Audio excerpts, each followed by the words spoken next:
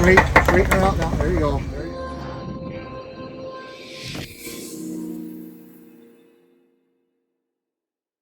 All right, so we got delivery of the JKS high tire clearance kit. So interesting. I did reach out to them to see if you could get just the rear part, by itself. And unfortunately, they say no. You have to get it's all or nothing. Because I'm gonna be honest with you, I don't really need to do the front just yet. I probably will at some point, but for now, I'm just going to stick with the rear part because my tire actually is rubbing there. My tire is not rubbing in the front.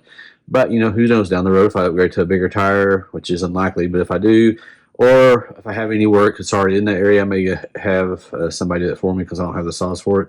But anyway, the kit comes with these two large front pieces. These are the front body mount things you have to put on once you saw off. And I'll put some links to videos that I've used to reference for this. And they'll show you this part in itself, so you'll have that. These two spacers here for your intercooler, which I won't be using today. Comes with a set of instructions, of course, a sticker, which is always most important. And then here's the pieces for the back. These two larger brackets and these two smaller brackets. And it gives you a couple of extra little push pins. Now, mine had ripped those out on the tire, when I was off-roading, two of those on the driver's side. So I went to Ford and I bought two more of these to use as well. And I can share the part number for that as well. I've already shared it on Instagram, so some of y'all probably already seen it because these are kind of weird when you go try to look them up. There's like several different things that I have on there, but it's one particular part you'll need for those. So if anybody else has that issue as well. So anyway, just want to kind of go through what comes in the packet with you guys before we get started. And we'll get this going right now. Okay, with my installation being a little bit different, like I said, I'm not bothering cutting down this piece down here off yet, so I don't need to take this whole wheel well out. I basically went 4 of these. So what I can do with 4 of these, I can bend this back just far enough to get the wrench in there. If I need to, I can always go up here and loosen up a couple more, and I may do that. Get in here and get these bolts out, it's 3 bolts, and get the other bolts back in, and that should be good to go. As far as not having to take this whole thing off. Worst case scenario, I may have to loosen this 7mm bolt up here and maybe loosen that one there, this one here. I doubt it. So anyway, we'll see how it's got the brackets mounted. As you can see here, a little tricky to get the wrench back there, but we got done. So now you just push this in. Got these little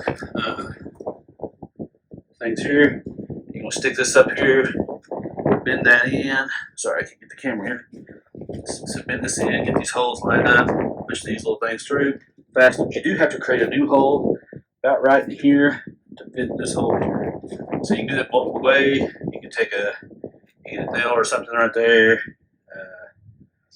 Small knife. Just don't cut too big because you still want to make sure this will hold up against it. And we should be all done. So real quickly, this is literally, if I was doing the whole full thing where you cut this piece off down here, have to relocate those lines, and the whole front piece, you're talking about a couple hours at minimum because you have to paint. After you grind it off, you have to grind it down, paint it off, do all that fun stuff. Right, so it's kind of hard to tell maybe how that sticks in. I couldn't get the back one to go on. I didn't want to fool with it. But they get these other ones back in, so hoping that should be enough to get us where we need to be as far as being back where this tire won't hit that anymore. So this is in. It's not in real good, but it's in. So there again, it pops out just a little bit just because those clips aren't holding it. So I don't know what to tell you about that, but yeah. Anywho, there's the driver's side. As on the driver's side, we just did the passenger side. You can see this tucked back a little bit right there. So should give us a little bit more clearance for sure. Now my factory sliders are gone, so these have a lot more clearance there. So we should be pretty comfortable with these 37s and -12 offset rims. But I think we're good. I couldn't get that one to go back in. I don't think it's a problem though, since you got these first two. But we may have to go back and revisit that. Maybe use twist ties or something. Yeah, if we can get that to work. At some point, I will, like I said, get the back spacer or the back crash bar mount sawed off. as well as this front one up here. You can't really see it. You go down in there. Yeah. Body mount relocate kit, but that's not today. Well, it looks like we got about 3.5 inches. These things are thick. Now, granted, these things aren't always, not all this is sticking out. I'd say conservatively, you're probably looking at about what, 1 3/4 inches, maybe 1.5 inches there. So, you know, over what is sticking out past the difference. But yeah, almost 3 full inches across the board. But yeah, you see these things are kind of bulky. I'm not sure why Ford chose to have those put on there, you know, at least that thick. So I guess just something else to make us have a headache, those we like to modify. But anyway, just want to point this out to you guys.